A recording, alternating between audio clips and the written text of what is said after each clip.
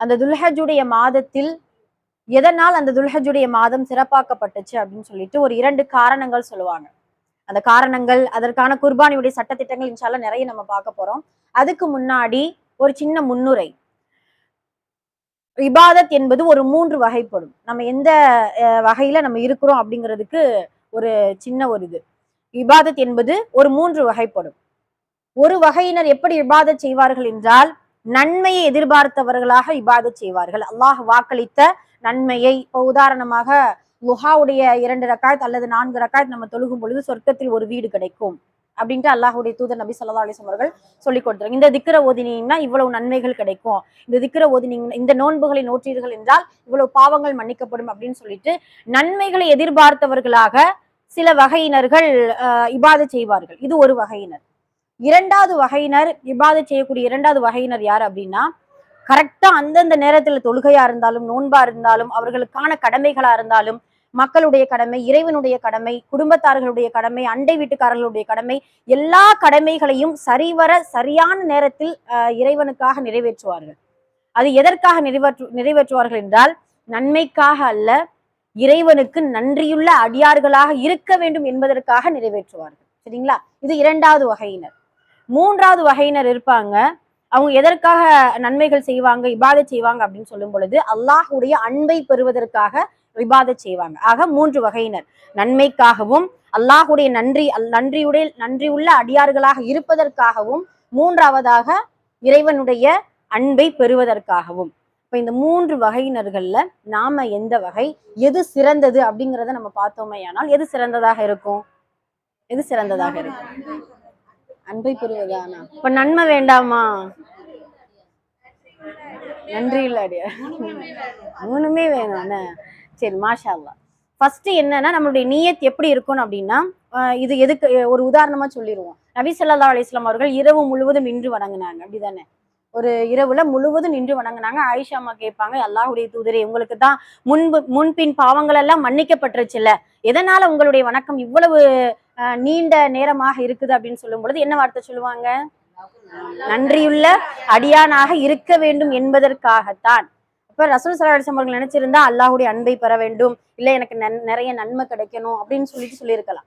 ஒரு வார்த்தை என்ன? நன்றியுள்ள அடியார்களாக இருக்க வேண்டும். முதல்ல நம்ம எந்த அமல் செய்தாலும், இறைவா இதுல நன்மையை கொண்டு நம்மளால சொர்க்கம் செல்ல முடியாது, அப்படிதான் ரசூல் ஸல்லல்லாஹு அலைஹி வஸல்லம் அவர்களுக்குமே அப்படிதான். அப்ப என்னன்னா, நம்ம எந்த நற்காரியம், எந்த இபாதத் செய்தாலும், இறைவா நீ கொடுத்த ஆயுளை, நீ கொடுத்த நேரத்தை, நீ கொடுத்த ஆரோக்கியத்தை, நீ கொடுத்த இடத்தில் உனக்கு பிடித்தமான இபாதத்தை உனக்கு நன்றிக்காக நான் என்ன செய்கிறேன் என்கின்ற நியத்தில் நம்ம முதல்ல இபாதத் செய்யணும். அப்படி நன்றியுள்ள அடியார்களாக எண்ணி இபாதத் செய்யும் பொழுது அல்லாஹுடைய அன்பு கண்டிப்பா கிடைக்கும். அப்படிதான் இன்ஷா அல்லாஹ். நன்றியுள்ள அடியார்களாக நாம் இருந்தோமேயானால் அல்லாஹுடைய அன்பு கிடைக்கும். அல்லாஹுடைய அன்பு கிடைச்சிருச்சுனாலே போதும், நன்மைகள் ஆட்டோமேட்டிக்கா நம்மளுடைய வினை பட்டியல்ல வந்து சேர்ந்துடும். ஆக முதல்ல நமக்கு என்னன்னா, நன்றியுள்ள அடியார்களாக இருக்க வேண்டும் என்கின்ற ஒரு நியத்தோடு இன்ஷா அல்லாஹ் அமல் செய்யக்கூடியவர்களாக இருக்கணும். அது மட்டுமல்ல, வாய்ப்புகள் நம்ம அடிக்கடி அல்லாஹு தஆலா கொடுக்க மாட்டான், அதை நம்ம நினைச்சுக்கிறணும். எல்லாருக்குமே வாய்ப்புகள் கொடுப்பானா அப்படிங்கிறது கிடையாது. உதாரணமா துல்ஹஜ்ஜுடைய மாதத்துல நம்ம இருக்கிறோம். இந்த உலகத்துல மக்காவில் இருக்கக்கூடிய மக்கள் இப்ப எல்லா நாடுகள்ல இருந்தும் ஹஜ்ஜுக்கு நிறைய பேர், லட்சக்கணக்கான மக்கள் போயிருக்கிறாங்க.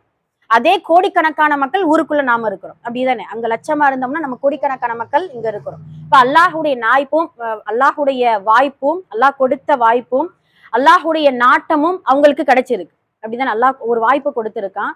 அந்த சில பேருக்கு அந்த வாய்ப்பை கொடுத்திருப்பான். இருந்தாலும் என்ன செய்வாங்க? பொருளாதாரம், ஐயோ வேண்டாம், செலவாயிருமே, இவ்வளவு செலவா, அதெல்லாம் பாத்துக்கலாம், கடைசி ஒரு கடமை தானே, எல்லா கடமைகளையும் முடிச்சு நம்ம குமர்காரியம், வீடு கட்டுறது எல்லாத்தையும் முடிச்சுட்டு கடைசியை நம்ம பாத்துக்கிடுவோம் அப்படின்னு சொல்லிட்டு நம்ம என்ன செஞ்சிருவோம்? அந்த வாய்ப்பை தவற விடக்கூடிய, அதெல்லாம் எல்லாம் பாதுகாக்கப்பட்டவர்களை தவிர வாய்ப்பை தவற விடக்கூடியவர்களும் நம்ம என்ன செஞ்சுட்டு இருக்காங்க, இருக்கத்தான் செய்யறாங்க. அப்ப இப்படி அல்லாஹு தஆலா வாய்ப்புகளை அடிக்கடி கொடுப்பான். ஆனா அந்த நல்ல முறையில அந்த வாய்ப்பை நம்ம என்ன செஞ்சுக்கிறோம்? பயன்படுத்திக்கிறோம். ஆமா, அது உண்மை. நான் ஹஜ்ஜுக்கு போனவங்க எல்லாம் ஒரு வார்த்தை சொல்றது என்னன்னா, நல்ல ஆரோக்கியமா வயசோடு நீங்க என்ன செஞ்சிருங்க, ஹஜ்ஜோ உம்ராவோ போயிருங்க. ஏன்னா முதல்ல ஆரோக்கியம் தான் அங்க முக்கியம், ரொம்ப முக்கியம். அந்த தவாப் செய்யறதுக்கும் சரி, நம்ம சும்மா சாதாரணமா சொல்ல, ஹஜ்ஜுங்கிறது கொஞ்சம் கஷ்டம்தான், போனவங்களுக்கு தெரியும். ரொம்ப ஏன்னா அல்லாஹு தஆலா இந்த அளவுக்கு ஒரு பெரிய அன்று பிறந்த பாலகருக்கு போல நமக்கு ஆக்கி கொடுக்குறான்னா சும்மா நமக்கு கொடுத்துருவான். கொஞ்சம் கஷ்டம் வரத்தானே செய்யும். அதுலயும் அந்த ஹஜ்ஜுடைய அன்றைய நாள் 10வது நாள் பாத்தீங்கன்னா சுபஹான் அல்லாஹ், பார்த்தாலே நமக்கு மூச்சு முட்டும். அந்த கூட்டத்தை பார்த்தாலே மூச்சு முட்டும். அதுல பாத்தீங்கன்னா நாமெல்லாம் இந்தியர்கள் ரொம்ப பலகீனமானவங்க. ஆமா, அங்க இருக்க நீக்ரோஸ் இதெல்லாம் பாத்தீங்கன்னா ஒரு இடிதான் முடிஞ்சு அப்படி. ஆமா, அந்த அளவுக்கு புரிஞ்சுக்கிட்டாங்க. முன்னெல்லாம் ரொம்ப கரடு முரடா நடந்துக்குருவாங்களா. நல்லா பாதுகாக்க. சரி, ஹைர், அல்ஹம்துலில்லாஹ். அப்ப இவ்வளவு வாய்ப்புகளை அல்லாஹு தஆலா கொடுத்துட்டு இருக்கிறான். இப்போ வாய்ப்புகள் அல்லாஹ் கொடுக்கும் பொழுதே நல்ல முறையில நாம பயன்படுத்தி கொள்ள வேண்டும். இந்த துல்ஹஜ் என்பது அல்லாஹ் கொடுத்த அழகான ஒரு வாய்ப்பும் கூட. இதுக்கு ஒரு கதை கூட சொல்லலாம். ஒரு உதாரணத்துக்காக, ஒரு அழகான கிராமம். அந்த கிராமத்துல மக்கள் ரொம்ப சந்தோஷமா வாழ்ந்துட்டு இருக்கிறாங்க. திடீர்னு ஒரு நாள் அந்த அழகான கிராமத்துல ஒரு வெள்ளப்பெருக்கு ஏற்படுது. அப்ப மக்கள் எல்லாம் என்ன செய்யறாங்க, இடம் காலி பண்ணி போறாங்க. அப்போ ஒரு மனிதர் என்ன செய்யறாரு, ஒரு ஒரு ஒரு இறை ஆலயம், அந்த இறை ஆலயத்துக்குள்ள ஒரே ஒரு அந்த இறைவனை ஜபிக்கக்கூடிய ஒரு பாதிரியார்னு வச்சுக்கிறோமே, அந்த மாதிரியான ஒரு மனிதர் இருக்கிறார்.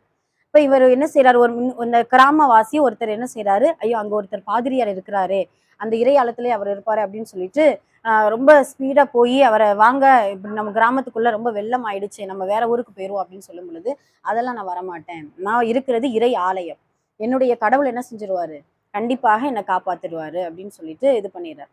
அப்ப என்ன செய்யறா, கொஞ்சமா அந்த இறை ஆலயத்துக்குள்ளேயும் தண்ணீர் வர ஆரம்பிச்ச உடனே அந்த மனிதர் மறுபடியும் என்ன செய்யறாரு, ஒரு படகுல வந்து இப்பயாவது நீ என் கூட வாங்க, நம்ம எப்படியா தப்பிச்சு போயிடுவோம், ரொம்ப தண்ணி வெள்ளப்பெருக்கு ரொம்ப அதிகமாகுது அப்படின்னு சொல்லும் பொழுது, மாட்டவே மாட்டேன், என்னுடைய முழு நம்பிக்கையும் அந்த கடவுள் மேல இருக்குது அப்படின்னு சொல்லிட்டு கொஞ்சம் ஒரு பெஞ்ச் மாதிரி இருக்கு, அதுக்கு மேல ஏறி நின்னுக்கிறாரு தண்ணி வர வர.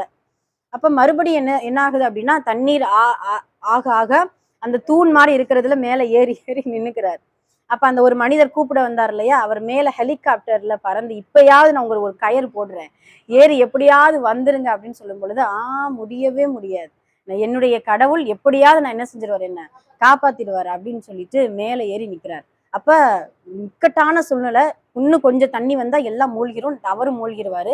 அந்த நேரத்துல, இறைவா கடவுளே, உன்னை நான் இப்படி நம்பியிருந்தேனே, என்ன நீ கைவிட்டுட்டியே அப்படின்னு சொல்லும் பொழுது ஒரு அசரீரி ஒலிக்குமா, உனக்கு எத்தனை வாய்ப்பை கொடுத்தேன், ஒரு மனிதன் வந்து உன்னை அவ்வளவு நசீகத்தை பண்ணி வா கிளம்பு அப்படின்னு சொல்லி இது பண்ணாரு, ஒரு படகை வந்து இது பண்ணாரு, அதுக்கப்புறம் ஒரு ஹெலிகாப்டர், எத்தனை வாய்ப்பையும் கொடுத்த பின்னாடி என்ன நீ அழைச்சனா, நான் என்ன நீ கைவிட்டுட்ட அப்படின்னு சொன்னா, அது என்ன நியாயமான பேச்சு அப்படின்னு சொல்லிட்டு சொல்லுவாங்க. இது ஒரு நீதிபோதன கதை.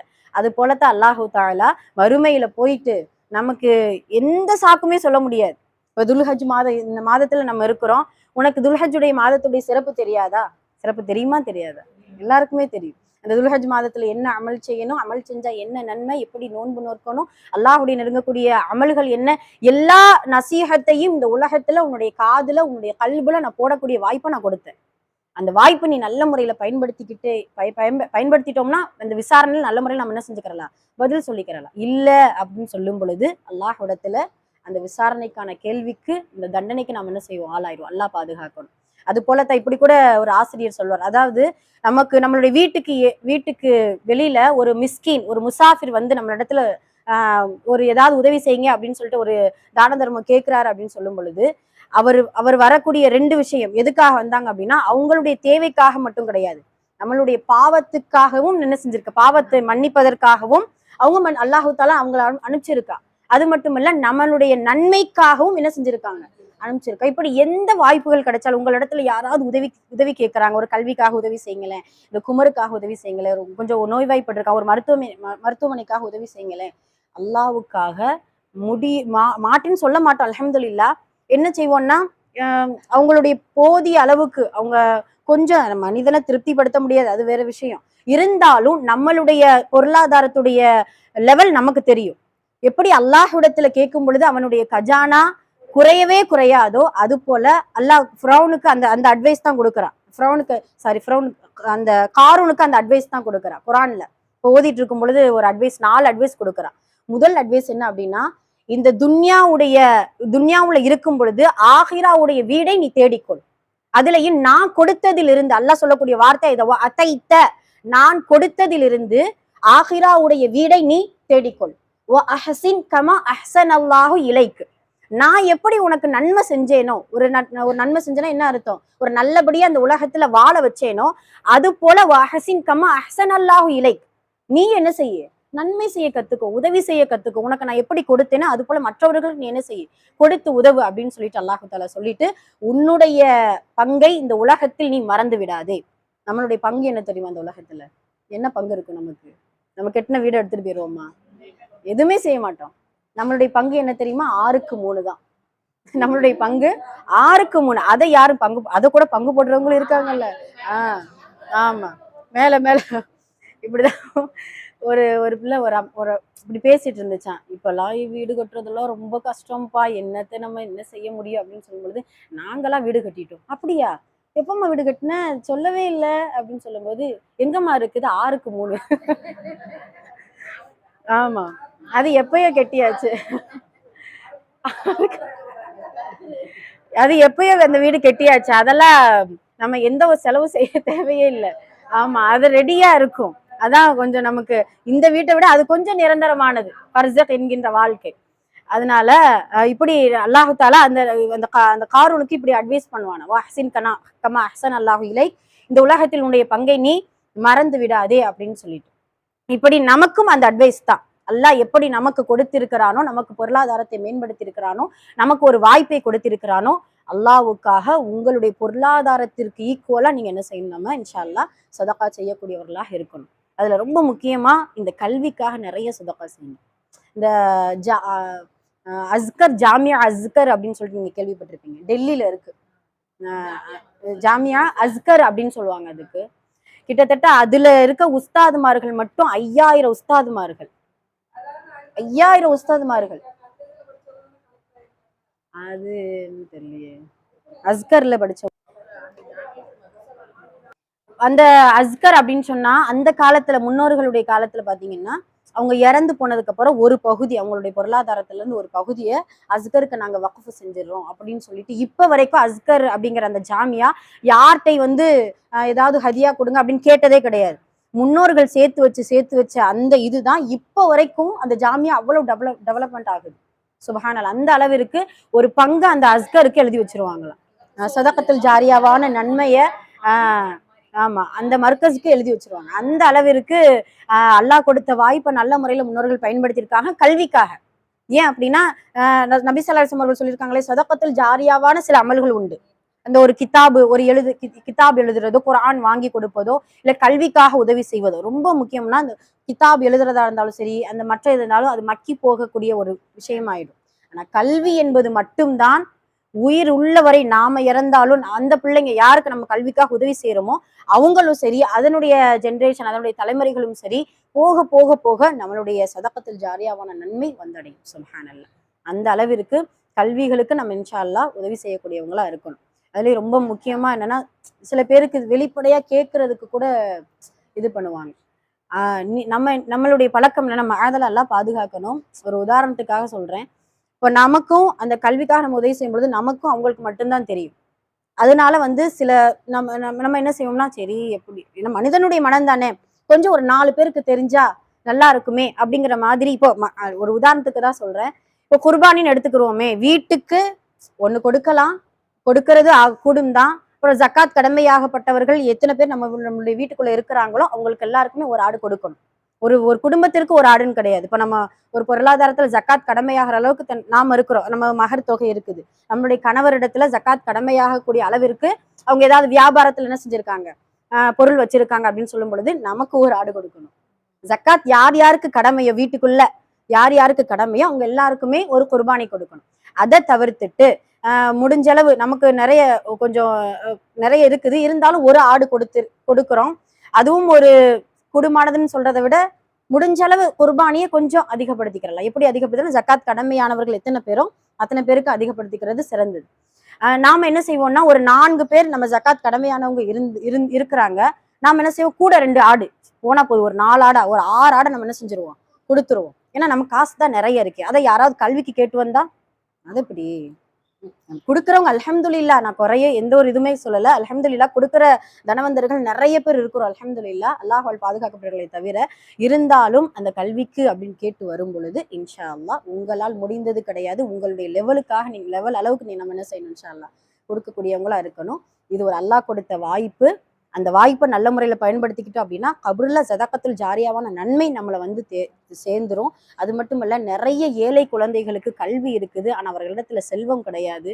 நிறைய செல்வந்தமான குழந்தைகளிடத்துல செல்வம் இருக்கு, ஆனா அவர்களிடத்துல கல்வி இல்லை. அதனால நம்ம என்ன செய்வோம், டொனேஷனை கொடுத்து கொடுத்து கொடுத்து நம்ம பிள்ளை எப்படியாவது மேம்படுத்திடுவோம் அப்படின்ட்டு நம்ம என்ன செய்வோம், அவ்வளவு காசுகளை செலவழிப்போம். ஆனா கல்வி உள்ள பிள்ளைகளுக்கு நம்ம காசு கொடுக்கறதுக்கு கொஞ்சம் மனசு வரல. அல்லாஹ் பாதுகாக்கணும், அல்லாஹ் பாதுகாக்கல தவிர இன்ஷா அல்லாஹ் இது அல்லாஹ் கொடுத்த வாய்ப்பையும் அல்லாஹ் கொடுத்த பொருளாதாரத்தையும் அவனுக்காக செலவழிக்கக்கூடிய மக்களாக இன்ஷா அல்லாஹ் இருக்க வேண்டும் அப்படிங்கிறத முன்னுரையா வச்சுட்டு, நன்மைக்காக நம்ம அமல் செய்வதை விட அல்லாஹுடைய நன்றிக்காக நம்ம என்ன செய்யணும், இன்ஷா அல்லாஹ் அமல் செய்யக்கூடியவர்களாக இருக்கணும். இதோ துல்ஹஜ்ஜுடைய புனிதமான இந்த மாதத்துல இருக்கிறோம். இது ஏன் புனிதமாக்கப்பட்டுச்சு அப்படின்னு சொல்றதுக்கு 2 காரணங்கள் அறிஞர்கள் சொல்லுவாங்க. ஒரு காரணம் என்ன அப்படின்னா, நம்ம போன ஜும்மாவிலேயே நம்ம சொன்னோம், உம்முல் அமால் என்று சொல்லக்கூடிய அனைத்து அமல்களும் செய்யக்கூடிய ஒரே ஒரு மாதம் இந்த துல்ஹஜ்ஜுடைய மாதம். ரம்லான்ல ஹஜ்ஜு செய்ய முடியாது, ஹஜ்ஜுடைய மாதத்துல ரம்லானுடைய நோன்பை நோக்க முடியாது. ஆனால் நோன்பு மற்ற எல்லா வணக்க வழிபாடுகளும் துல்ஹஜ்ஜுடைய மாதத்துல நம்ம என்ன செய்யலாம், தாராளமாக செய்து கொள்ளலாம். இது முதல் காரணம், துல்ஹஜ்ஜுடைய சிறப்பாக்கப்பட்டதற்கான முதல் காரணம். 2வது காரணம், இந்த துல்ஹஜ்ஜுடைய மாதத்தில் 2 அமல்கள் இருக்கிறது. அந்த 2 அமலும் அல்லாஹ்வினுடைய அடிமைத்தனத்தை, நம்மளுடைய அடிமைத்தனத்தை உணர்த்தக்கூடிய 2 அமல் உண்டா. சுபஹானல்லாஹ். ஒரு அமல் என்ன அப்படின்னா குர்பானி, 2வது அமல் ஹஜ். இந்த 2யுமே நம்ம யோசிச்சு பார்த்தோம்னு நினைச்சோம், அறிவுக்கு அப்பாற்பட்ட அமலா இருக்கும். இப்ப ஹஜ்ஜின்னு எடுத்துக்கிட்டோம்னா, ஏன் நம்ம போய் இவ்வளவு காசு செலவு பண்ணி அந்த ஊருக்கு தான் நம்ம போடுமோ, அது என்ன 7 முறை தவாஃபு, சும்மா இருக்கிற கல் எடுத்து நாம ஏன் அதை போட்டு எரிய வேண்டியதா இருக்குது. அந்த வெட்டவெளி அவ்வளவு பெரிய மலையில உட்காந்து நாம ஏன் அப்படி உட்காந்து அல்லாஹ்விடத்துல அழுகணும். நம்ம ஏன் தலைய முடி கத்தரிக்கணும், அங்க போய் ஏன் ஹதி கொடுக்கணும். இங்க கொடுக்கறது குர்பானி, எங்க கொடுக்கறது ஹதி. ஏன் நம்ம போய் ஹதி கொடுக்கணும். இது எல்லாமே யோசிச்சு பார்த்தோம்னா அறிவிற்கு அப்பாற்பட்ட ஒன்று. என்ன அர்த்தம், அல்லாஹ் ஹஜ்ஜு செய்ய சொல்லியிருக்கான், நாம என்ன செய்யறோம், சமயம் அவ்வளவுதான், வேற ஒன்றுமே கிடையாது. அதே போலதான் குர்பானியும் அறிவுக்கு அப்பாற்பட்டது.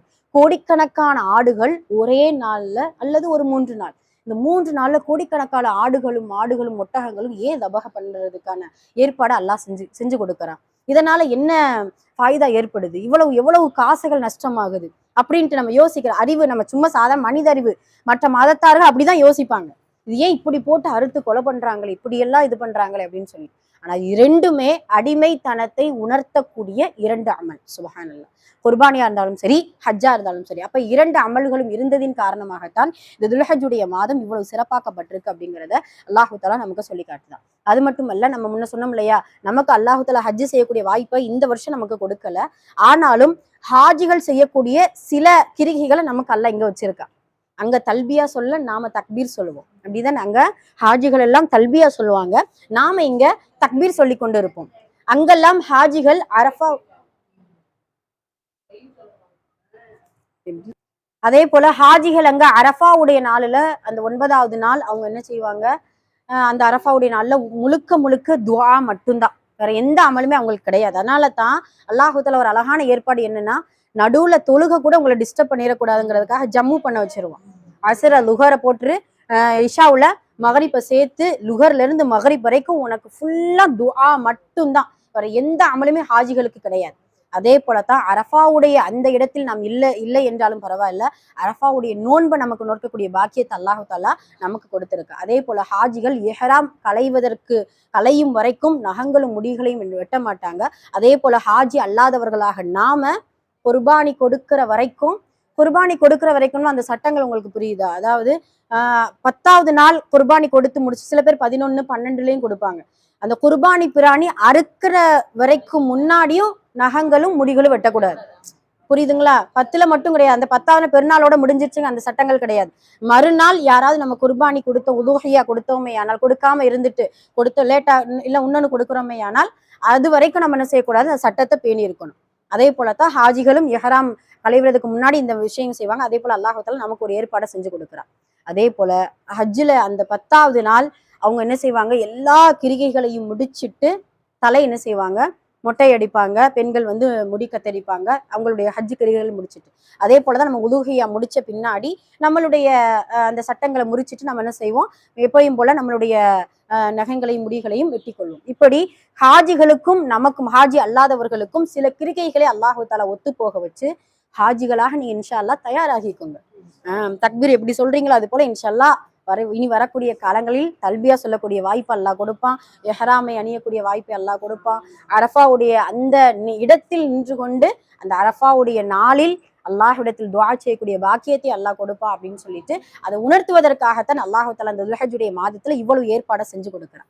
இப்ப நம்ம அல்லாஹ் நினைச்சிருந்தோம்னா துல்ஹஜ் அந்த ஹஜ் செய்யறவங்களுக்கு மட்டும் இதை செஞ்சுட்டு நாம எப்பயும் போல நீங்க அமல் செய்யுங்க, எந்த நோன்பு வேண்டாம், நீங்க விசாட்டுக்கு பெருநாளை கொண்டாடுன்னு விட்டுருக்கலாமே. அல்ல இத்தனை சட்ட திட்டங்கள் நமக்கு கொடுக்குறோம் அப்படின்னா அந்த ஹஜ்ஜை உணர்வதற்காகவும் ஹஜ்ஜுடைய மகத்துவத்தை தெரிந்து கொள்வதற்காகவும் அந்த துல்ஹஜ்ஜுடைய மாதத்தின் சிறப்பை நம் முக்கியத்துவத்தை நம்ம என்ன செய்யணும் இன்ஷா அல்லாஹ் அறிந்து கொள்ள வேண்டும் என்பதற்காகத்தான் இவ்வளவு ஏற்பாடுகளையும் அல்லாஹு தஆலா செய்து கொடுக்கிறான். சரி, இந்த குர்பானி என்கின்ற ஒரு அமல் அந்த சட்ட திட்டங்கள் நம்ம பார்க்க போறோம் இன்ஷா அல்லாஹ். அதுக்கு முன்னாடி இந்த குர்பானி எப்படி வந்துச்சு, குர்ஆன்ல அல்லாஹு தஆலா இந்த குர்பானியை குறித்து என்னெல்லாம் சொல்லியிருக்கான், அதே போல ரசூல் ஸல்லல்லாஹு அலைஹி வஸல்லம் அவர்கள் என்ன சொல்லியிருக்காங்க அப்படின்னு சொல்லிட்டு குர்ஆனில் வரக்கூடிய குர்பானியையும் ஹதீஸில் வரக்கூடிய சில குர்பானிகளுடைய சில விஷயங்களையும் நம்ம பார்க்க போறோம். முதல்ல இந்த உலகத்தில் முதல் முறையாக குர்பானி கொடுத்தவங்க ஆதம் அலைஹிஸ்ஸலாம் அவர்களுடைய மகனார் ஹாபில் காபில். சண்டை வருமா ரெண்டு பேருக்கும், அல்லாஹு தாலா ஒரு ஆட்டை வந்து நீங்க குர்பானி கொடுங்க அப்படின்னு சொல்ல அதுல ஒருத்தர் வந்து ஆமா மெலிஞ்ச சும்மா ஏதோ கொடுப்போம் அப்படின்ட்டு ஒரு கடமைக்கு நம்ம கொடுக்கறது ஒரு காபில் கொடுப்பாரு. ஹாபில் என்ன செய்வாரு, அல்லாவுக்காக இஹ்லாஸோடு இரையச்சத்தோடு அந்த மலைக்கு உச்சிக்கு மேல அந்த ஆட்டை கொண்டு போய் நிறுத்தும் பொழுது அப்பெல்லாம் குர்பானியா இருந்தாலும் ஜக்காத்துடைய பொருட்களா இருந்தாலும் என்ன செஞ்சிருவாங்க, நெருப்பு அப்படியே கரிச்சு அப்படியே சாப்பிட்டு போயிடும். அவ்வளவுதான். அந்த கபுலாகினதுக்கு இது ஒரு அடையாளம். அதில் அல்லாஹு தாலா இந்த சம்பவத்தை சொல்லிட்டு இரையச்சம் உடையவர்களுடைய குர்பானியை அல்லாஹ் ஏற்றுக்கொண்டான் அப்படிங்கிறத அல்லாஹ் சொல்லி காட்டும். இதுதான் உலகத்துல முதல் முறையாக நடந்த குர்பானி அப்படிங்கிறத அல்லாஹ் குர்ஆன்ல நமக்கு சொல்லி காட்டுது. அப்ப குர்பானி கொடுக்கும் பொழுது இஹ்லாஸும் வேண்டும், அல்லாஹுடைய இறை அச்சமும் நமக்கு வேண்டும் அப்படிங்கிறது இது உணர்த்துது. ரெண்டாவது, எப்ப குர்பானி கொடுக்கப்பட்டுச்சு, அல்லாஹ்வுக்காக நகர் கொடுக்கப்பட்டுச்சு அப்படின்னு சொல்லும் பொழுது பனு இஸ்ராயல்களுடைய காலத்துல ஒரு கொலை நடந்துச்சு. மாடு என்ன செய்வாங்க, அல்லாஹு தஆலா அறுத்து பலியிட சொல்லுவான். அதுதான் அது அது அது மட்டும் இல்ல, அந்த மாடை சொன்னது மட்டும் கிடையாது, அது எப்படி இருக்கணும், ஏதா இருக்கணும், அது என்ன கலர்ல இருக்கணும், அது வந்து விளை நிலச்சல்ல மேய்ஞ்சதா இருக்கணுமா, சின்னதா இருக்கணுமா, வயசானதா இருக்கணுமா, இத்தனை கேள்விகளையும் கேட்டு ஒரு வழியா ரொம்ப அலக்கழிச்சுதான் என்ன செய்வான், இன்ஷா அல்லாஹ் இல்ல முஹ்ததுன் அந்த வார்த்தை சொன்னதுனாலதான் அவங்களுக்கு என்ன செய்யப்படுது, அந்த பக்கரா அந்த மாடே கிடைக்குது. அது இரண்டாவதாக குர்ஆனில் சொல்லக்கூடிய குர்பானியுடைய இரண்டாவது பிராணி. மூன்றாவது அல்லாஹு தஆலா எல்லா மக்களுக்குமே ஒட்டுமொத்தமா சொல்லக்கூடியது ஃபஸல்லி லிரப்பிக வன்ஹர், நீங்க தொழுது பின்னாடி நீங்க என்ன செய்யுங்க, குர்பானி அறுத்து பலியிடுங்கள் அப்படின்னு சொல்லிட்டு அல்லாஹு தஆலா அந்த சூரா இன்னா அஅதைனாக்கல் கௌசர் ஃபஸல்லி லிரப்பிக வன்ஹர் அப்படின்னு சொல்லிட்டு அல்லாஹு தஆலா அந்த குர்பானியுடைய சட்டத்திட்டத்தை நமக்கு மூன்றாவது விஷயமாக அல்லாஹ் குர்ஆன்ல சொல்றான். நான்காவது, எல்லாத்திற்கும் பொதுவானது, அல்லாஹுக்கு குர்பானி கொடுக்கும் பொழுது வலைக்கும் சலாம் அந்த குர்பானியுடைய அந்த ஆடோ மாடோ ஒட்டகமோ அதனுடைய இறைச்சியோ அதனுடைய ரத்தமோ அல்லாஹ்வை சென்று சேர்வதில்லை, இறையச்சம் மட்டும்தான் அல்லாஹ்விடத்தில் சென்று சேர்கிறது அப்படின்ட்டு அல்லாஹு தஆலா குர்ஆன்ல சொல்லி காட்டுவோம். இதெல்லாம் குர்ஆனில் வரக்கூடிய குர்பானியுடைய சில விஷயங்கள். இது ஹதீஸ்ல வருவோம். ஹதீஸ்ல எப்படி குர்பானியை குறித்த ரசூல் ஸல்லல்லாஹு அலைஹி வஸல்லம் அவர்கள் சொல்லியிருக்காங்க அப்படின்னு சொல்லும் பொழுது, மதீனாவுல குர்பானி கொடுத்தாங்களா, மக்காவுல குர்பானி கொடுத்தாங்களா நபி ஸல்லல்லாஹு அலைஹி வஸல்லம்? மதீனாவுலயா மக்காவுலயா? மக்காவுலயா? சீக்கிரம். மதீனாவுலதான் குர்பானியுடைய சட்டதிட்டங்கள் இறங்குது. ஹிஜ்ரி 2ல தான் குர்பானியுடைய சட்டதிட்டங்கள். ஆமா, அதனால குர்பானி என்பது முழுக்க மதீனாவில் இருக்கக்கூடிய சட்டதிட்டம். குர்பானி என்பது நபி ஸல்லல்லாஹு அலைஹி வஸல்லம் அவர்கள் 10 வருஷ காலம் அவங்க வந்து தொடர்படியா குர்பானி கொடுத்திருக்கிறாங்க. அது 2 ஆடுகள் தன்னுடைய வீட்டுல இருக்கக்கூடிய ஆயிஷா அம்மா யார் இருக்காங்களோ அவங்களுடைய ஒவ்வொரு குடும்பத்தார்களுக்கும் குடும்பத்துடைய நபர்களுக்கும் சேர்த்துதான் என்ன செய்யறாங்க, கொடுக்குறாங்க. கடைசி அந்த உம்மத்தினர்கள் கூட கொடுத்திருக்கிறாங்க நபி ஸல்லல்லாஹு அலைஹி வஸல்லம். 2 ஆடு அறுக்கும் பொழுது ஒன்று எனக்கு இன்னொன்று உம்மத்தினர்களுக்கு அப்படின்னு சொல்லிட்டு நபி ஸல்லல்லாஹு அலைஹி வஸல்லம் அவர்கள் குர்பானி கொடுக்குறாங்க. அதே போல நாம என்ன செய்யறோம் அப்படின்னா ரசூலுல்லாஹ்வுக்கு குர்பானி கொடுக்கணும் வேண்டாம், அப்படி செய்யக்கூடாது. இல்ல உண்மைக்கு நீங்க எந்த கித்தாப்ல வேணாலும் எடுத்து பாடுங்க, நபி ஸல்லல்லாஹு அலைஹி வஸல்லம் அவர்களுக்காக குர்ஆன் ஓதுதல் அவங்களுக்கு என்ன தேவை, நமக்கு தான் தேவை. எல்லாம் சலவாத் மட்டும்தான் ரசூல்லா நம்மளிடத்துல எதிர்பார்க்கிறது, நம்மளிடத்துல ஒரு ரிக்வெஸ்டா வைக்கிறது. சலாத்தும் வசிலாவை மட்டும் எனக்காக நீங்கள் தேடிக்கொள்ளுங்கள். அவங்களுக்காக குர்ஆன் ஓதுவதோ அவங்களுக்காக குர்பானி கொடுப்பதோ அது வந்து வேண்டாம். நாம தான் அவங்களுடைய அவங்களுடைய ஷஃபாஅத்துக்கு நாம எதிர்பார்த்து இருக்கிறோம். நம்மளுடைய குர்பானி அவங்களுக்கு என்ன ஃபாயிதா ஏற்படுத்திடும்? அந்த அளவுக்கு நம்ம இறையச்சத்தோடு இஹ்லாஸோடு குர்பானி கொடுப்போமா 100% நம்மளால சொல்ல முடியுமா? நமக்கு அவங்க ரசூல் ஸல்லல்லாஹு அலைஹி வஸல்லம் அவர்கள் கொடுத்த குர்பானி போல நம்மளுடைய குர்பானி இருக்குமா? சொல்ல முடியுமா? முடியாது இல்லையா? அதனால அது நமக்கு முதல்ல என்னன்னா, எனக்குன்னா உங்களுக்கு நீங்க முதல்ல நம்ம சுயநலமா தான் ஃபர்ஸ்ட் நன்மைகளை குர்பானி கொடுக்கும் பொழுது என்னன்னா, அடுத்தவர்களுக்கு குர்பானி கொடுக்கறதை விட சட்டத்திட்டங்கள் இன்ஷா அல்லாஹ் நம்ம பார்க்க போறோம். முதல்ல நமக்களுடைய கடமைகளை நிறைவேற்றிக்கிறணுமா. நிறைவேற்றினதுக்கு பின்னாடிதான் நம்மளுடைய பிள்ளைகளா இருந்தாலும் சரி, நம்மளுடைய உறவுகளா இருந்தாலும் சரி, யாருக்காகவும் நம்ம இறந்தவங்களுக்கு கூட நம்ம குர்பானி கொடுக்குறோம் அப்படின்னு சொல்லிட்டு சில பேர் நியத்து வச்சு நம்ம என்ன செய்வோம், கொடுப்போம். இன்ஷா அல்லாஹ் அது குடுமா கூடாது அப்படிங்கறத பின்னாடி பார்ப்போம். சரி, இது எதுக்காக சொல்ல வந்து அப்படின்னா, ரசூல் ஸல்லல்லாஹு அலைஹி வஸல்லம் அவர்கள் மதீனாவுல என்ன செய்வாங்க, குர்பானி கொடுக்கும் பொழுது சஹாபாக்கள் கேட்பாங்க, அல்லாஹ்வுடைய தூதரே இது என்ன குர்பானி, இது என்ன சட்டத்திட்டம், ஒண்ணுமே புரியலையே அப்படின்னு சொல்லும் பொழுதுதான் நபி ஸல்லல்லாஹு அலைஹி வஸல்லம் அவர்கள் சொல்லுவாங்க, சுன்னத்து வ அபீக்கும் இப்ராஹிம். அதாவது இந்த வார்த்தையை கவனிங்க, சுன்னத்து வ அபீக்கும் இப்ராஹிம், அதாவது உங்களுடைய தந்தை இப்ராஹிமுடைய வழிமுறையாகும். மற்ற நேரத்துல என்ன சொல்லுவாங்கன்னா, இது என்னுடைய தந்தை இப்ராஹிம் வழிமுறைன்னு சொல்லக்கூடிய ரசூல் ஸல்லல்லாஹு அலைஹி வஸல்லம் இந்த குர்பானிக்கு மட்டும் உங்களுடைய தந்தை இப்ராஹிம் அவர்களுடைய வழிமுறையாகும் அப்படிங்கிறத சொல்லும் பொழுதே அந்த சுன்னத் எவ்வளவு, குர்பானி எவ்வளவு முக்கியத்துவம் வாய்ந்தது அப்படிங்கிறத நபி ஸல்லல்லாஹு அலைஹி வஸல்லம் அவர்கள் நமக்கு தெளிவுபடுத்துறாங்க. அப்ப சஹாபாக்கள் இப்படி கேள்வி கேட்கிறாங்க, அல்லாஹ்வுடைய தூதரே சரி குர்பானி கொடுக்கிறோம், இதனால எங்களுக்கு என்ன ஃபாயிதா, என்ன நன்மைகள் கிடைக்கும் அப்படின்னு சொல்லும் பொழுது நபி ஸல்லல்லாஹு அலைஹி வஸல்லம் அவர்கள் சொல்லுவாங்க, மறுமையில அந்த குர்பானி கொடுக்கக்கூடிய ஆடோ மாடோ குழம்புகளோடும் கொம்புகளோடும் இறைச்சிகளோடும் உங்களுக்காக சிபாரிசு செய்யும், உங்களுக்கான ஒரு வாகனமாக இருக்கும், உங்களுக்கான ஒரு பகரமாக, உங்களுடைய தீமைக்கு ஒரு பகரமாக இருக்கும். அது மட்டுமல்ல, ரோமங்கள் அடர்த்தியாக இருக்கக்கூடிய ஆட்டை நீங்கள் தேர்ந்தெடுங்கள், ஒவ்வொரு ரோமத்திற்குமா ஒவ்வொரு பாவங்கள் நமக்கு மன்னிக்கப்படும் அப்படின்னு சொல்லிட்டு நபி ஸல்லல்லாஹு அலைஹி வஸல்லம் அவர்கள் குர்பானிக்காக சஹாபாக்கள் கேட்கும் பொழுது இவ்வளவு அழகான ஒரு பதில நபி ஸல்லல்லாஹு அலைஹி வஸல்லம் அவர்கள் சொல்லி கொடுக்குறாங்க. அது மட்டுமல்ல, நம்ம முன்ன சொன்னோம் இல்லையா, மதீனாவுல 10 வருஷம் நபி ஸல்லல்லாஹு அலைஹி வஸல்லம் அவர்கள் குர்பானி கொடுத்திருக்கிறாங்க. அதனால சுன்னத்தை முஅக்கதா என்று சொல்லக்கூடிய வலியுறுத்தப்பட்ட சுன்னத்தாயிடுச்சு இந்த குர்பானி. ஒரு சில கருத்து மார்க்கறிஞர்கள் என்ன சொல்றாங்க அப்படின்னா, இது வாஜிப் என்று கூட சொல்லுவாங்க. ஃபர்லுக்கு அடுத்து வாஜிபானது இந்த குர்பானி அப்படிங்கிறத சொல்லுவாங்க. அதனால குர்பானி யாரின் மீது கடமையா இருக்குதோ அது கண்டிப்பாக நம்ம என்ன செய்யணும், இன்ஷா அல்லாஹ் கொடுக்கக்கூடியவங்களா இருக்கணும். இது ஹதீஸ்ல வரக்கூடிய 2வது விஷயம். 3வது ரொம்ப முக்கியமானது, பொருளாதாரம் இருந்தும் சில குர்பானிங்கிறது ஐயோ அதை ஆட்டை வாங்கி அதை அறுத்து அதை பங்கு போட்டு அதை கொடுக்கறதுக்கு பதிலாக யார்கிட்டையாவது ஃபோன் போட்டு நான் இவ்வளோ காசு அனுப்பிச்சிடுறேன், நீ என்ன செஞ்சுட்டு நீங்க உங்களால முடிஞ்சதை நீங்க எப்படியாவது என்ன செய்யுங்க குர்பானி கொடுத்துருங்க, கூடவே கூடாது. ஒரு நல்ல விஷயமே அது, ஒரு நல்ல அமலே கிடையாது. அதாவது குர்பானி கூடுமா என்பது விட அந்த குர்பானுடைய நன்மையும் அதனுடைய தாக்கமும் நம்ம வந்து உணர்ந்திருக்கிறோமா அப்படிங்கிறது ஒரு பெரிய கேள்விக்குறிதான். அதனால தான் நபி ஸல்லல்லாஹு அலைஹி வஸல்லம் அவர்கள் என்ன செய்வாங்க, யார் பொருளாதாரத்துடைய வசதிகள் இருந்தும் ஜக்காத் கடமையாகப்பட்டக்கூடிய அந்த மனிதரா இருந்தும் குர்பானி கொடுக்கவில்லையோ அவர்கள் தொழுகையுடைய இடத்திற்கு வர வேண்டாம். தொழுகையுடைய இடத்திற்கு, அந்த ஈதுல் ஹால், அதனுடைய பேர் ஹால்னா இடம், ஈதுல் ஹாலுக்கு நீங்க என்ன செய்யாதீங்க, வராதீங்க அப்படின்னு சொல்லும் பொழுதே பெருநாளை கொண்டாடக்கூடிய தகுதி உனக்கு கிடையாது. யாருக்கு குர்பானி கடமையாய் இருந்தும் சோம்பேறியின் காரணமாக இதெல்லாம் நம்ம செய்யணுமே அப்படின்னு சொல்லிட்டு சரி அடுத்து பாத்துக்கிறலாம் சொல்றேன், கண்டிப்பா சொல்றேன். அப்படிங்கிற ஒரு பட்சத்துல நம்ம ஒரு இது பண்ணி ஒரு சில பேர் அப்படி மறுத்து சரி பாத்துக்கிறலாம், வேற ஏதாவது நன்மைகள்ல 5000 கோடி நம்ம சதக்கா செஞ்சாலும் ஒரு குர்பானிக்கு ஈடாகாது. சுபஹானல்லாஹ். இந்த துல்ஹஜ்ஜுடைய மாதத்துல எவ்வளவு சதக்காக்கள் நம்ம செஞ்சாலும் ஒரு ஆடு குர்பானிக்கு ஈடே ஆகாது. அந்த தருணத்துல அந்த குர்பானி அந்த ஆட்டையும் நம்ம அறுக்கும் பொழுது ஒரு உணர்வு வரும் தெரியுமா? சுபஹானல்லாஹ். அந்த நேரத்துல ஒரு கண்ணீர் வரும் பாத்தீங்களா, அதுதான் இறையச்சம், அதுதான் ஒரு பிரிவு. அந்த இஸ்மாயில் அலைஹிஸ்ஸலாம் அவர்களை எப்படி அல்லாஹ் தஆலா சொல்லி இப்ராஹிம் அலைஹிஸ்ஸலாம் அவர்கள் கட்டுப்பட்டு இவ்வளவு துணிஞ்சாங்க. ஒரு 5 ஜீவன் அறுத்த உடனே அது அவ்வளவுதான் முடிஞ்சிருச்சு. அதுக்கு சொர்க்கமும் கிடையாது, நரகமும் கிடையாது, எதுவுமே கிடையாது. அது வலி இல்லாமல் இறப்பதற்கு ரசூல் ஸல்லல்லாஹு அலைஹி வஸல்லம் அவர்கள் சில விஷயத்தையும் நமக்கு சொல்லி கொடுக்குறாங்க. 2 நரம்புகளை தரிச்சு விட்டோம்னா வலி கூட இருக்காதான் அந்த ஆட்டுக்கு.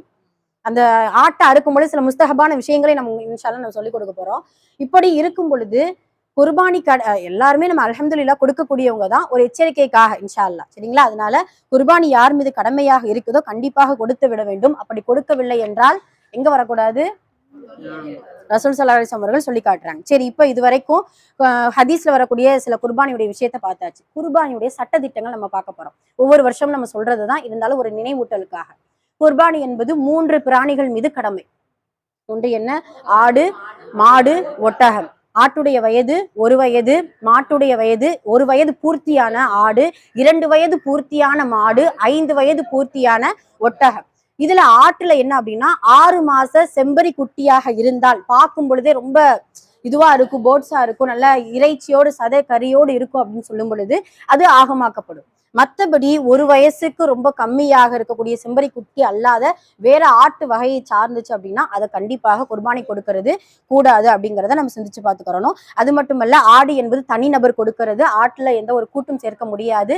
மாட்டுலை ஒட்டகத்திலையும் 7 பேர் நம்ம என்ன செஞ்சுக்கிறலாம், கூட்டு சேர்ந்து கொள்ளலாம். அதாவது குர்பானி தனி ஆடு கொடுக்க வசதி இல்லாதவர்கள், அல்லது கொடுக்க வசதியும் இருக்கும், கூட்டு குர்பானில் நாங்க சேர்றோம் அப்படின்னா சாதாரணமா என்ன செஞ்சுக்கிறலாம், அதுலயும் சேர்ந்துக்கிறலாம்.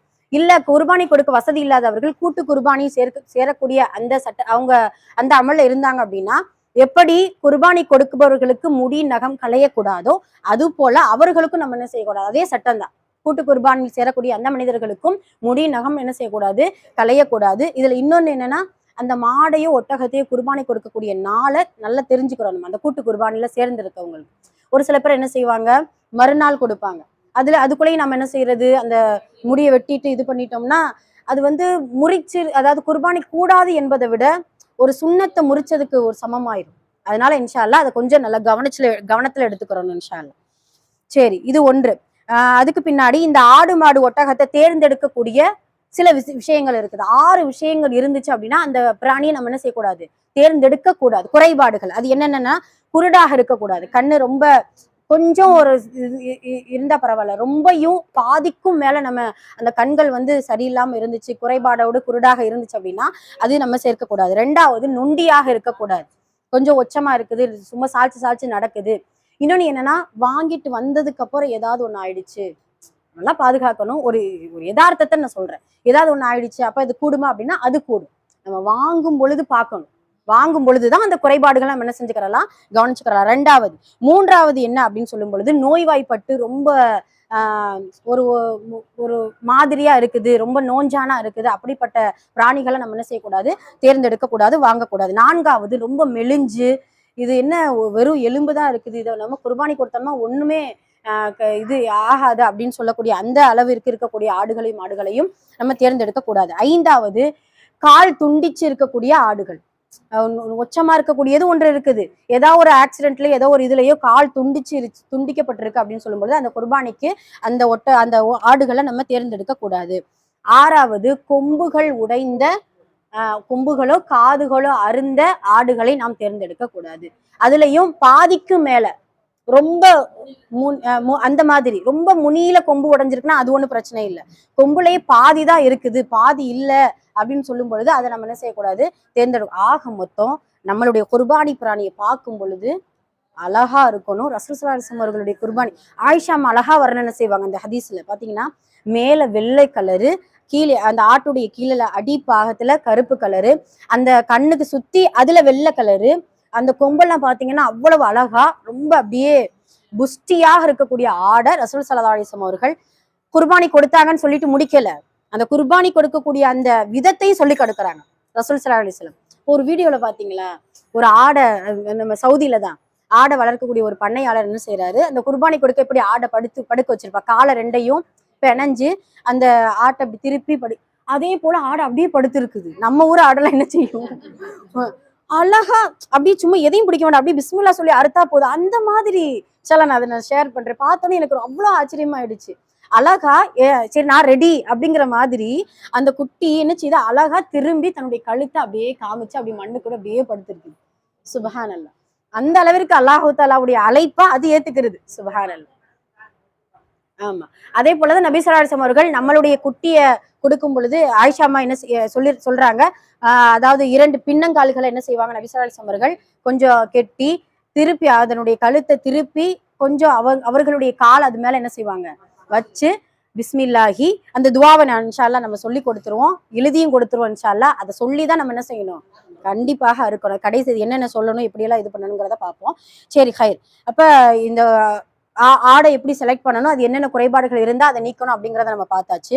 அதுக்கு பின்னாடி யார் மீது இந்த குர்பானி கடமை, அது எல்லாருக்குமே தெரியும். ஜகாத் கடமையாக்கப்பட்டவர்கள் எல்லோரின் மீதும் குர்பானி கடமை. இப்ப உதாரணமா ஒரு ஏழை என்ன செய்யறாரு அப்படின்னா, இந்த சட்டம் வருது, அது ஒரு தெரிஞ்சுக்கிறதுக்காக உங்களுக்கு சொல்றேன். ஒரு ஏழை என்ன செய்யறாரு, இந்த குர்பானியுடைய சட்டத்திட்டத்தெல்லாம் தெரிஞ்சு இவ்வளவு நன்மை இருக்கா, சரி நம்ம கடன் வாங்கி குர்பானி கொடுக்க கூடாது, அது எல்லாருக்குமே தெரிஞ்சதுதான். கடன் வாங்கியோ ரொம்ப கஷ்டப்பட்டோ இல்ல உறவுகள் இடத்துல கைமாத்தா வாங்கியோ அது தேவையே இல்லை அல்லாஹ் இடத்துல. நம்மளிடத்துல ஒரு நம்மளுடைய தேவைக்கு போக 40,000 ரூபாய் நம்மளுடைய கையில இருந்துச்சு அப்படின்னா கண்டிப்பாக குர்பானி கடமை. அது ஜகாத் கடமையாக இல்லாம இருந்தாலும் நம்மளுடைய கையில நம்மளுடைய தேவைக்கு போக சேமிப்பாக நம்மளுடைய 40 பணமாக இல்ல பொருளாக இருந்தாலும் நம்மளிடத்துல கடமை. அதை நம்ம இது பண்ணிக்கிறோம். சரிங்களா? ஓகே ஹைர். சரி, இப்ப ஒரு ஏழை என்ன செய்யறாரு, இந்த குர்பானியுடைய விஷயத்தெல்லாம் கேட்டுட்டு சரி எப்படியாவது நம்ம இருக்க காசுல நம்ம வாங்கிட்டு வந்துருவோம், வாங்கிட்டு வந்துட்டாரு. வந்துட்டு வாயளவுலையும் சரி இல்ல உள்ளத்தளவுலையும் சரி இந்த குர்பான் இந்த ஆட்டை நம்ம எப்படியாவது நான் குர்பானி கொடுக்க போறேன் அப்படின்னு சொல்லிட்டு வீட்டுல கட்டி வச்சிட்டாரு. ஏதோ ஒரு கஷ்ட காலம் வந்துடுச்சு, இந்த ஆட்டை அந்த கொஞ்சம் காசு தேவை வந்துடுச்சு. இந்த ஆட்டை என்ன செய்யலாம், ஒண்ணு குர்பானிட்டு எடுத்து வந்தாச்சு, வித்துருவோமா பேசாம, வேற வழி இல்லையே அப்படின்னு சொன்னா என்ன செய்யலாம்? குர்பானி கொடுக்கணும், வாங்கியாச்சு குர்பானி. அதனாலதான் குர்பானியுடைய அந்த இது விஷயத்தை நம்ம புரிஞ்சுக்கிறணும். கண்டிப்பா நீயத் வச்சுட்டார் அந்த ஏழைக்கு சொல்றேன். அதுக்காக ரொம்ப அதனால நம்மளுடைய பொருளாதாரத்தை பார்த்துட்டு நம்ம என்ன செய்யணும், இன்ஷா அல்லாஹ் அல்லாஹ்விடத்துல துவா செய்யணும். யா அல்லாஹ் குர்பானி கொடுக்கக்கூடிய அளவுக்கு எனக்கு வசதி வாய்ப்பை கொடு அப்படின்ட்டு துவா செய்யணும். அதனால ரொம்ப இப்படி நம்ம என்ன ஒரு சில பேர் நம்ம என்னன்னா கொஞ்சம் அப்பதான் அப்படியே தக்குவா தரைய தட்டும். அந்த நேரத்துல அந்த மாதிரி இது சட்டத்துக்காக சொல்றேன். அதனால இப்படி வாங்கிட்டு அதை விற்பனை செய்வதற்கோ இல்ல யாருக்காவது அன்பளிப்பாக கொடுப்பதற்கோ நமக்கு கூடாது. குர்பானி வாங்கி நியத்து வச்சுட்டோம் அப்படின்னா அதை எப்படியாவது அல்லாவிற்காக கொடுத்தே ஆக வேண்டும் அப்படிங்கிறத நம்ம சட்டத்திட்டம் தெரிஞ்சுக்கிறோம் அப்படிங்கிறத நம்ம சொல்றோம். சரி, ஒரு வீட்டுக்கு எத்தனை பேருக்கு நம்ம குர்பானி கொடுக்கலாம்? இதுக்கு முன்னாடி நம்ம சொன்னோம் இல்லையா, ஜகாத் நம்மளுடைய வீட்டுல யார் யாருக்கு கடமையோ அது எல்லோருக்கும் ஒவ்வொரு ஆடு கண்டிப்பாக கொடுக்க வேண்டும் அப்படிங்கிறத நம்ம தெரிஞ்சுக்கிறோம். அதே போல ஆடு மொத்தமா கொடுக்கலாம் அதுல. சரி, அல்ஹம்துலில்லாஹ். ஆட்டுக்கு மட்டும்தான் இது, மாட்டுக்கு நம்ம எப்பயும் ஒன்னாவே கொடுத்துக்கலாம். சரி, இப்போ ஒரு சில பேருக்கு இந்த டவுட்டுமே வருது, அக்கீகா அப்படின்னு சொல்லிட்டு சில பேர் நியத்து வச்சிருப்போம். அப்படி இல்ல அது சின்ன பிள்ளைகளுக்கு நியத்து வச்ச வேணா கொடுத்துக்கிறலாம். நம்ம ஜக்காத் கடமையானவர்களுக்கு மட்டும்தான் ரொம்ப இது. இப்ப நம்ம முன்ன சொன்னோம் இல்லையா, ரொம்ப அதிகமா கொடுக்கறத விட அந்த காசை வேற எதுக்காவது நம்ம என்ன செஞ்சுக்கிறலாம், செலவு செய்து கொள்ளலாம். அதுதான் சிறந்தது. நம்ம வீட்டுல யார் யாருக்கு கடமையாகுதோ அதை மட்டும் நம்ம என்ன செஞ்சுக்கிறலாம், கொடுப்பது சிறந்தது. ஓகே ஹைர். ஆமா, குர்பானி கடமை. அதே போல அக்கீகா அப்படின்னு சொல்லிட்டு சில பேர் நியத்து வச்சிருப்போம். இப்படி டவுட்டும் கேட்கறாங்க, அக்கீகா ஆடை ஒரே நியத்துல 2 இதையும் நம்ம கொடுக்கலாமா அப்படின்னு செய்யக்கூடாது, கொடுக்க கூடாது. ஆமா, அப்புறம் அல்லாஹ் நன்மையை பிரிச்சு கொடுத்துருவான் அந்த மாதிரி. சரி, ஓகே ஹைர். அதனால நாம என்ன செய்வோம்னா அக்கீகாக்கு ஒரு ஆடு வாங்கி வச்சிருப்போம், குர்பானிக்கு ஒரு ஆடு வாங்கி வச்சிருப்போம். ஒரே நாள்ல நம்ம என்ன செய்வோம், அக்கீகாவுடைய ஆடை தொழுகைக்கு முன்னாடி அடுத்தாலும் கூடுனதுதான். சில பேர் நாம என்னன்னா ஒரு சந்தேகமா ஆயிரும், நம்ம வீட்டுல நம்ம தொழுகைக்கு முன்னாடி அறுத்துக்கிட்டு இருக்கோம்னு நினைச்சுக்கோங்க, எதிர் வீட்டு ஆளுங்க பாக்குறாங்க, இது என்ன இப்பயே அறுக்குறாங்கோ, அறுக்கலாமோ அப்படிங்கிற சந்தேகம் வரக்கூடாதுங்கிறதுக்காகத்தான் தொழுகைக்கு அப்புறம் தான் எந்த அக்கீகா ஆடா இருந்தாலும் சரி எதா இருந்தாலும் சரி தொழுகைக்கு அப்புறம் அறுக்கிறது தான் சிறந்தது அப்படிங்கிறத நம்ம நியத்து வச்சுக்கிறோம்.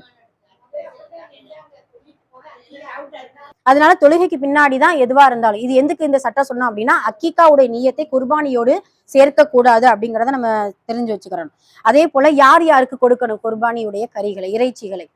அல்ஹம்துலில்லாஹ், நமக்கு போதுமா, நம்ம குடும்பத்தார்களுக்கே போதும் அப்படின்னா நாமளே என்ன செஞ்சுக்கிறலாம், வச்சுக்கிறலாம். இது ஒரு சட்டத்தை சொல்லி கொடுக்குற, அதுக்காக நாமளே வச்சுக்கிறோனுங்கிறதுலாம் இல்ல. 3 பாகமா பிரிச்சு கொடுக்கறது முஸ்தஹப். ஒன்று என்ன, தனக்காக தன்னுடைய தேவைக்காக. 2வது உறவினர்களுக்கு. அதுலயும் யார் யார்கிட்ட சண்டை போட்டிருக்கோமோ அந்த அவங்கள்ட்ட நம்ம என்ன செய்யணும், ஃபர்ஸ்டா ஆமா பிஸ்மில்லா அஸ்லாம் வலைக்கும் இந்தாங்க அப்படின்னு சொல்லிட்டு நம்ம என்ன செஞ்சுக்கலாம், ஒரு தாராளமா கொடுக்கலாம். ஏழைகள் அப்படின்னு தான் ரசூல் ஸல்லல்லாஹு அலைஹி வஸல்லம் அவர்கள் சொல்லியிருக்கிறாங்களோ, முஸ்லீமான ஏழைகள்ங்கிறது கிடையாது. இந்த நம்ம பக்ரீத்தா இருந்தாலும் சரி, நம்ம ஈதுல் ஃபித்ரா, ஈதுல் அல்ஹா எதுவா இருந்தாலும் சரி, நம்மளுடைய பெருநாளுடைய நோக்கம் என்ன அப்படின்னா, அன்றைய நாள் யாருமே பசியோடும் நம் தேவைக்காக யார் இடத்துலயும் வந்துடக்கூடாது அப்படிங்கிறதுக்காகத்தான் இந்த மாதிரியான ஏற்பாடுகளை எல்லாம் செஞ்சு கொடுக்குறோம். அதனால நம்மளுடைய இறைச்சிகளை இப்படி 3 பாகங்களாக பிரிச்சு கொடுப்பது சிறந்தது அப்படிங்கிறத நபி ஸல்லல்லாஹு அலைஹி வஸல்லம் நமக்கு சொல்லி கொடுத்திருக்கிறாங்க.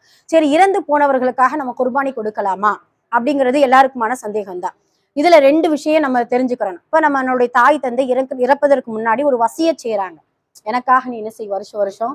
அப்படியெல்லாம் யாரும் வசிய செய்ய வேண்டாம். நம்மளுடைய பிள்ளைகளுக்கு கஷ்டமா, ஏன்னா எல்லா நேரத்திலயும் பொருளாதாரத்துல சரியா இருக்குங்கிறது அல்லாஹுடைய கையில தான் இருக்குது.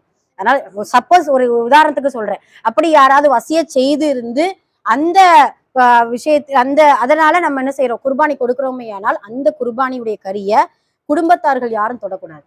வசிய செய்த கரியை, புரியுதுங்களா? தாய் தந்தையர்கள் இறப்பதற்கு முன்னால் எனக்கு இப்படி குர்பானியை கொடுத்துரு, வருடம் நீ கொடுத்துரு, இல்ல இந்த வருஷம் நீ கொடுத்துரு, இல்ல நான் முன்ன கொடுக்கக்கூடிய அந்த கடமை எனக்கு இருக்குது, அதனால நீ என்ன செஞ்சிரு, எனக்கு இறப்புக்கு பின்னாடி நீ கொடுத்துருன்னு சொல்லிட்டு வசிய செய்தார்கள் என்றால் அந்த குர்பானியை பங்கு போடுவது கூடாது.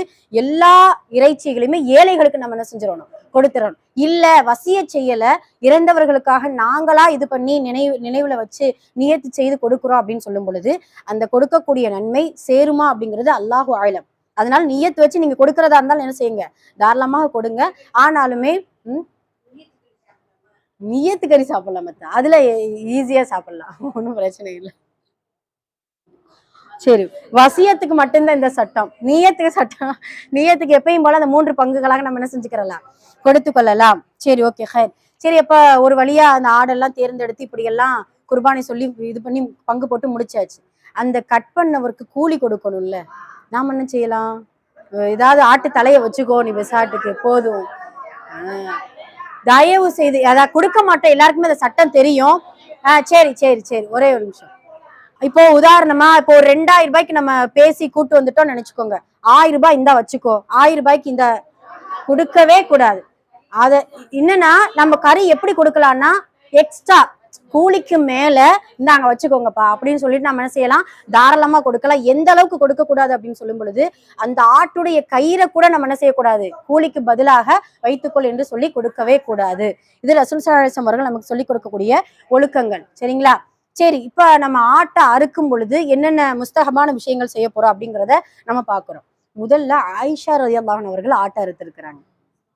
அதனால பெண்கள், அதனால யாருக்குமே நமக்கு அந்த தைரியம் கிடையாது.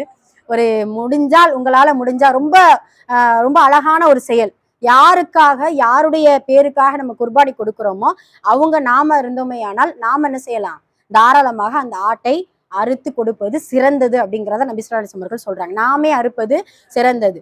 2வது பாத்தீங்கன்னா, அந்த ஆட்டை அறுக்கிறதுக்கு முன்னாடி நம்மளுடைய சந்ததிகள் நாம எல்லாருமே நம்ம என்ன செஞ்சுக்கிறலாம், ரசூல் ஸல்லல்லாஹு அலைஹி வஸல்லம் அவர்கள் குர்பானி கொடுக்கும் பொழுது ஃபாத்திமாமா வாங்க இங்க, வாங்க எல்லாரையுமே நம்ம பிள்ளைங்கள் எல்லாம் கூப்பிட்டு வச்சு என்ன செய்வாங்க, குர்பானி கொடுப்பாங்க.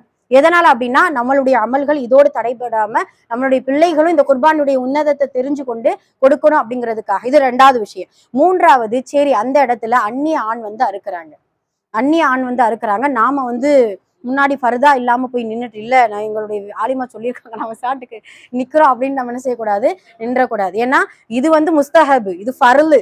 நாம விசாட்டுக்கு நம்ம அந்நிய ஆணுக்கு முன்னாடி அன்னைக்கு பாத்தீங்கன்னா ஜிக்கு ஜிக்கு ஜக ஜகன்னு இருப்போம், அப்படியே நம்ம என்ன செய்யக்கூடாது, நிக்க கூடாது. அதனால பருதா பேணி முடிஞ்சா நிக்கணும், இல்லைன்னா அது வேண்டாம், முஸ்தஹபு தான். அதனால நம்ம இப்படி என்ன செஞ்சுக்கிறலாம், மறைவான இடத்துல நின்னுக்கிறலாம். இல்ல நம்மளுடைய வீட்டாளுக தான் அறுக்கிறாங்க அப்படின்னா தாராளமாக நம்ம நின்று நம்ம இந்த இடத்துல துவா செஞ்சுக்கிறலாம். 4வது பாத்தீங்கன்னா, கத்திய நல்லா என்ன செய்யணும், தீட்டிக்கிறணும். அந்த ஆடுகளுக்கு சிரமம் இல்லாமல் நல்ல முறையில தீட்டணும். தீட்டுறத அந்த ஆட்டுக்கு கண்ணுக்கு முன்னாடி நம்ம என்ன செய்யக்கூடாது, தீட்டக்கூடாது. அது நல்லா கவனிச்சுக்கிறோம். இந்த ஆடை அறுக்கிறவங்கள்ட்ட இதெல்லாம் சொல்லிடணும் நம்ம ஃபர்ஸ்டே. அதே போல ஒரு 2 ஆடு நம்ம குர்பானி கொடுக்கும் பொழுது ஒரு ஆடை முன்னாடி வச்சுட்டு நம்ம ஆடை அறுக்கவே கூடாது. அது கூட வேதனை. எந்த அளவுக்கு இஸ்லாமிய மார்க்கம் ஒரு 5 ஜீவனுடைய உயிரை பறிக்கிறதுக்கு கூட எதுவுமே கஷ்டப்படாத அளவுக்கு நமக்கு என்ன செய்யுது, சட்டதிட்டங்கள் சொல்லி கொடுக்குது. அதனால இந்த விஷயத்தெல்லாம் நீங்க இன்ஷா அல்லாஹ் கவனிச்சுக்கிறணும். அது போல எந்தெந்த நாட்கள்ல குர்பானி கொடுக்கணுங்கிறது தெரியும். ஃபர்ஸ்ட் நாள் யௌமுன் நஹர், 10வது நாள், 11வது நாள், 12வது நாள். ஷாஃபிக்காரவங்க 13 அஸ்ர் வரைக்கும் நம்ம என்ன செய்வாங்க, கொடுப்பாங்க. அதனால இந்த 4 நாட்கள் அல்லது இந்த 3 நாட்கள் குர்பானி கொடுப்பது கூடும் அப்படிங்கிறத நம்ம இது பண்ணிக்கிறணும். ஆமா, அதுலயும் நம்ம பெண்மணிகள் அந்த நேரத்துல நம்ம என்ன செய்யும், நோன்பு வச்சிடக்கூடாது. ஹராமான 2 நாள் நோன்பு வைக்க ஹராமான நாட்கள் என்ன? அந்த பெருநாள், அந்த இந்த யௌமு நகருடைய நாட்கள் எல்லாருமே நோன்பு வைக்கவே கூடாது. யாரா இருந்தாலும் சரி, எந்த நேர்ச்சை நோன்பா இருந்தாலும் சரி, வைப்பது கூடவே கூடாது. தயவு செஞ்சு வைக்க கூடாது. ரசூல் ஸல்லல்லாஹு அலைஹி அவர்கள் தடை விதிச்சிருக்கிறாங்க. அது போல என்ன சொல்லி நம்ம குர்பானி கொடுக்கணும் அப்படின்னு சொல்லிட்டு, நம்ம எப்பயுமே குர்பானி கொடுக்கறதுக்கு முன்னாடி எந்த ஒரு ஆடோ ஒரு கோழியோ அறுக்கும் பொழுது பிஸ்மில்லாஹி அல்லாஹு அக்பர் அது நம்ம சொல்லிடுவோம். 2வது வார்த்தை என்ன அப்படின்னா, பிஸ்மில்லாஹி அல்லாஹு அக்பர் அல்லாஹும்ம மின்க வலக்க.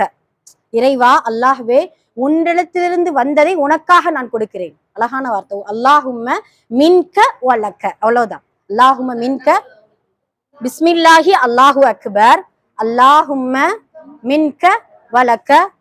அதுக்கப்புறம் கடைசி தகப்பல் மின்னி, அவ்வளவுதான். அல்லாஹும்ம தகப்பல் மின்னி அப்படின்னு சொல்லிட்டு. சரி, ஓகே, ஹைர், அல்ஹம்துலில்லாஹ். உணர்வுக்கு சம்பந்தப்பட்டது நம்ம சொன்னோம்லையே முன்னையே, அதாவது அறிவு சார்ந்ததை விட உணர்வு சார்ந்த ஒரு அமல் என்றால் குர்பானி தான். அதனால இன்ஷா அல்லாஹ் நல்ல முறையில உதுஹையா கொடுக்கறதுக்கு அல்லாஹ் அருள் புரியணும். எல்லாமல் அல்லாஹ் எல்லாருடைய குர்பானியும் கபுல் செய்து கொண்டு. என்னது? ஹைர், அல்ஹம்துலில்லாஹ். சரி, வேற எதுவும் டவுட் இருக்கா? வேற உலுஹியா குர்பானியில எதுவும் டவுட்? சரி, அல்ஹம்துலில்லாஹ். அதெல்லாம் ஹஜ்ஜுக்கு தான், இதுல கிடையவே கிடையாது. தமத்து கிரானு முத்த, அல்ஹம்துலில்லாஹ்.